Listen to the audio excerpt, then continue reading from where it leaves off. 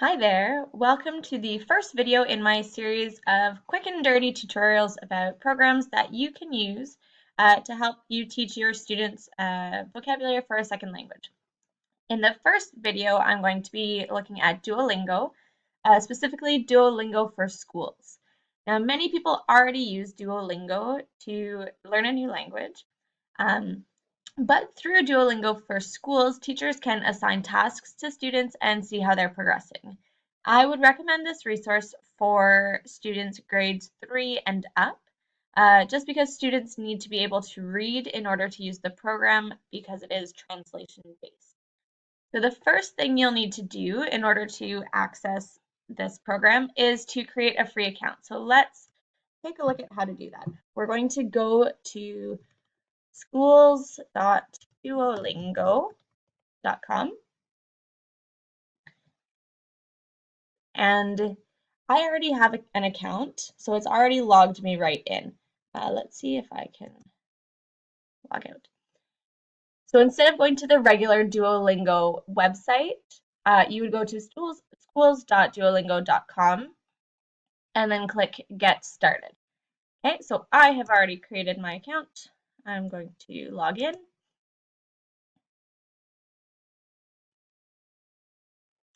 So the account that you'll create is free. You can use your Google credentials, which makes things a bit easier. Um, so here is the kind of dashboard of what you'll see once you've logged on. So once you've signed in, you have to create a classroom. You can see I've got a couple that have a few people in them. They're not really used anymore. So let's go create another classroom. Okay, so I have created my classroom. Let's call it class. My students are studying French, and my students speak English. If you have students from a variety of language backgrounds, this makes it a bit more challenging, but generally I've had most of my students have at least a general ability to speak English, so they can use this. So we continue. Now you can either add students by creating accounts for them. This I would use for students who are very young or who don't already have an account. I find it's just easier to put them in myself, and then Duolingo will actually send you their login information, so their username and their password, which makes it super simple because they will inevitably forget it. But if you have older students or if you have students who already use the program, you can have them join by sharing a classroom link. So I'll just show you what this looks like. If I want to create an account for my students, I'll just type in their name. Their name can be Kaya, that's my dog's name. Okay, so I've added her. Okay, I can add an email address if I would like, but I don't have to. And I'm going to create her account. Well, it's taking a few seconds. Okay, so from here, I'll download the PDF and it'll show me her username that they've generated as well as her password. Now, if I want to, whoops, that's fine. If I want to add students through a shareable link, I'll show you what that looks like as well. So I'll click Share Classroom Link. Now you can either have them go to this website, you can share it on Google Classroom very easily, or they can go to join.duolingo.com and use the code for the specific class. Okay, so now I have a student in my classroom, and from there I can create assignments.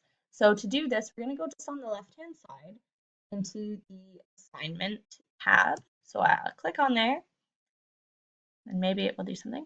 Okay, and then I'll go create assignment. So this is super simple. You can either choose a skill from the skill tree. So if you're not familiar with Duolingo, each of the skills kind of build on each other. So they'll learn the basics, and once they've learned the basics, they'll move on to basics 2 and phrases and so on and so forth. But if you're assigning a skill, you can assign whichever skill you want. It doesn't matter where it falls in the skill tree. or you can just have them get points. So if I ask them to collect points, then it's 10 points per level generally that they play. So if I want them to get 20 points over the course of a week, I can do that. Or I can ask them to do a skill. So I can choose whichever skill that I want. If I want my dog to learn about time, I'll click that. I'll start, so when they get notified that they have an assignment, and then when it's due. So I'll do that one and we'll schedule the assignment.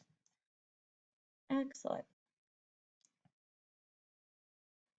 So if we look back at our home page, our kind of dashboard for our class, we'll see, so I have Freya, she's done nothing, but we'll also see if she has completed any assignments, if she's late on any assignments, or if she has missed any assignments. Okay. We can also take a look at the French curriculum tab. French curriculum tab. Okay. And this breaks down all of the skills between beginner, intermediate, and advanced. So these are all the skills from the skills tree, and it has the words that they focus on. So there are sometimes other words in the skill, but these are really the ones that they are practicing. Okay. And also you can look at the tips and notes. So these can be helpful if you're not, maybe if you're not super familiar, or if you're trying to figure out a way to explain something to your students. So you can look at, for example, in the basics, genders, how French has two grammatical genders. It shows the personal pronouns, or yeah. So there's that as well. The next tab that you can click on is the class activities tab. So here you can either do power practice. So that's a whole group activity that you would do for the whole class. Or you can have your students do tiny cards. So tiny cards are just flashcards. So if we go check that out, the one issue that I have found with this is that I haven't found how to assign decks to students, which leaves it up to them to find suitable decks, which could be challenging. So for example, if we're studying French food, so we'll look and we can find different decks that have different items of French food. So let's give that one a click and see where it takes us. So this is actually the words from the French food skill created by Duolingo. So if we click on the first one, the tomato, and we click, and it tells us it's la tomate. My audio doesn't, or my thing won't show the audio from my computer, but it actually said it automatically, and I can click on this little icon and it will say it again for me. Okay, so I continue. The baguette, click on it. It tells me it's la baguette, and again, I can listen to it another time. So the other issue with that is you might pull up decks that someone else has made, and there could be mistakes in them. I'm not saying that this one has any mistakes, but you never really know because they are made by regular people. Okay, so we'll see this one is a little bit different. Instead of a word, we have a picture, and it'll tell us it's poulet. Again, it says it for us, and we can click on the icon to have it repeat. So here I've just pulled up a sample lesson for the basics skill. So one issue that I have found is that teachers can't see which words needed the most practice. Duolingo's algorithms will give students extra practice on the words that they got wrong, but the teachers can't see which words those are in order to give extra support. So that might be through grammatical rules, or that might be through just other activities to help with recall. So if, for example, I said the girl was le garçon, it says it for me, I check, it's wrong. but I won't be able to see that the student got that one wrong. So if we continue, le garçon, la fille. So the other issue that I have seen is you can hover over the words to see what they mean, which is great the first time. But um, if the students always hover over the words, they don't necessarily need to commit that to memory. Um, they don't get the extra practice if they get the word wrong, and they can use it as a crutch if they don't feel like they have to remember, if they can just peek. But it is good to help them so that the first time they come across the word la fille, it's the girl. Okay, and they can check it for us. There are multiple benefits of using Duolingo.